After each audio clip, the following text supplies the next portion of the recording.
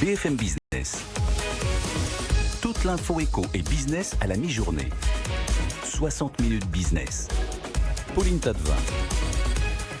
Notre invité, c'est Alexandre Lacarré, le PDG de Phytocan. Bonjour Alexandre Lacarré. Bonjour Pauline. Merci d'être avec nous. Phytocan, c'est un groupe suisse. Exactement. Qui produit et qui commercialise du CBD. Alors le CBD, c'est le diminutif du cannabidiol. C'est du cannabis, mais sans les propriétés euphorisantes. Racontez-nous exactement, il faut qu'on commence vraiment par cela. De quoi on parle exactement quand on parle de CBD, Alexandre Lacarré? Alors, le CBD, c'est un des cannabinoïdes de la plante de cannabis. Notoirement connu jusqu'à maintenant le THC, qui est la substance non pas euphorisante, mais psychotrope. Et le CBD n'a pas la partie psychotrope, mais il y a notamment d'autres cannabinoïdes comme le CBC, le CBG, le CBN, qui commencent maintenant à arriver sur les marchés. C'est ce qui s'appelle, et on le voit souvent entre guillemets, du cannabis légal. C'est ça, il est déjà vendu en France, le CBD, Alexandre. Alors c'est du cannabis légal ou du cannabis light, il y a différentes façons de l'appeler. Il est plus que très répandu en France par des magasins de CBD, dans des magasins de tabac aussi. Mais c'est vrai qu'actuellement, c'est une zone grise et c'est assez problématique, ce qui n'est pas le cas chez nous en Suisse. Oui, c'est ça. C'est qu'en Suisse, c'est un tout autre marché. Là, on parle effectivement de la France. Il y a des magasins, vous le dites, qui vendent du CBD. Alors, ça se vend sous forme de quoi? Ce sont des crèmes, des produits. Comment ça se vend, le CBD? Alors, aujourd'hui, il y a très peu de produits cosmétiques. Si on doit référencer les produits qui sont les plus vendus actuellement sur le marché français, on mettra la fleur.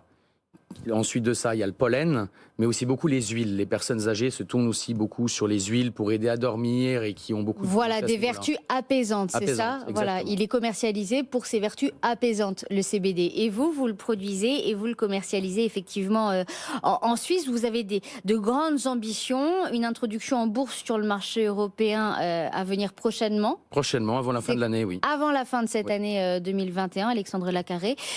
Vous allez recruter 1000 dealers légaux. Oui. Justement, c'est quoi des dealers légaux? Alors j'ai bien insisté sur le fait dealers légaux, justement. J'avais bien insisté sur ce mot-là. C'est-à-dire qu'aujourd'hui, on va recruter, notamment par le biais de Pôle emploi aussi en France, des gens qui n'ont pas forcément d'activité. Il y a un gros sujet à ce niveau sur la France. On va recruter des gens qui vont être des vendeurs à domicile, comme ça a été le cas notamment chez Herbalife à l'époque ou autre, mais sans système pyramidal. Et ça, je tiens bien à le préciser. D'accord, et c'est-à-dire que ces personnes que vous allez recruter vont vendre du CBD porte-à-porte, vont faire du porte-à-porte, vendre du CBD, que ça soit sous le biais de fleurs, sous le biais de tisanes. Des livreurs, en fait. Des livreurs. De CBD. Et pour vendre du CBD en France, Alexandre Lacarré? Oui, c'est sur la France. C'est-à-dire que le français, c'est vraiment notre marché principal. On est en Suisse. La Suisse est petite. Il faut savoir que la France est quand même, depuis toujours, le plus gros consommateur de cannabis au monde, d'après plusieurs études. Et le CBD, ça fait pas 20 ans qu'il est là non plus. Donc, il y a un vrai marché, il y a une vraie demande, et on a pu le constater notamment depuis 4 ans sur la Suisse. Vous parliez de zone grise, justement, Alexandre Lacarré, et c'est important de souligner ce terme.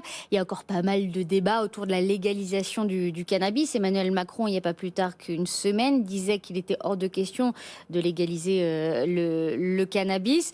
Vous travaillez sur la France comme vous travaillez différemment avec d'autres pays européens, j'imagine, Alexandre Lacarré? C'est beaucoup de problématiques pour importer du CBD en France. C'est-à-dire que nous-mêmes, même les douanes aujourd'hui n'acceptent pas l'importation de fleurs de CBD, alors qu'il y en a partout en France. Donc nous sommes obligés de passer par un hub au Luxembourg et ensuite de ça, l'emporter depuis le Luxembourg vers la France. Donc il y a beaucoup de complications.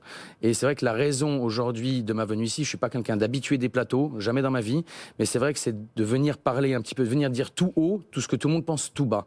Et je pense que le gouvernement français, il y a beaucoup d'hypocrisie du gouvernement français actuellement. C'est-à-dire ce que vous nous dites, vous le faites passer par le Luxembourg pour le redescendre? Voilà, pour le faire rentrer dans l'Union européenne, c'est-à-dire qu'il est importé de manière légale, déclarée, c'est-à-dire qu'au Luxembourg, le Luxembourg, qui est un des pays de l'Union européenne, a légalisé le CBD et a mis en place un système de taxes. Donc il y a des taxes qui sont payées sur le produit de CBD. Et du Luxembourg, vous pouvez le faire transiter à la France légalement? Légalement.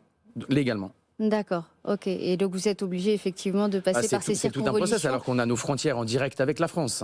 Mais il y a toujours eu des problématiques, que ce soit des saisies ou même tous les acteurs qui ont commencé avec des magasins de CBD en France depuis le début, en 2016-2017, des perquisitions à tout va, énormément de problématiques. Et aujourd'hui, il y a toujours des problèmes ou pas? Parce que... Aujourd'hui, il y a toujours des problèmes, moins qu'avant, parce que c'est vrai que quand on voit en France, il y a les départements, il y a les mairies, après les gens sont connus, ils ont eu une perquisition, deux perquisitions, ils voient que les taux sont respectés, parce qu'il faut savoir qu'en France, c'est un taux, donc une zone grise, mais à 0,2% de taux total de THC. Pour qu'on ne passe pas effectivement sur un produit psychotrope. Psychotrope. Oui, mais il faut imaginer que psychotrope, quand on compare un produit du marché noir, donc de THC, le taux de THC va être entre 10 et 30% de THC pour des produits, par exemple, achetés dans des coffee shops à Amsterdam.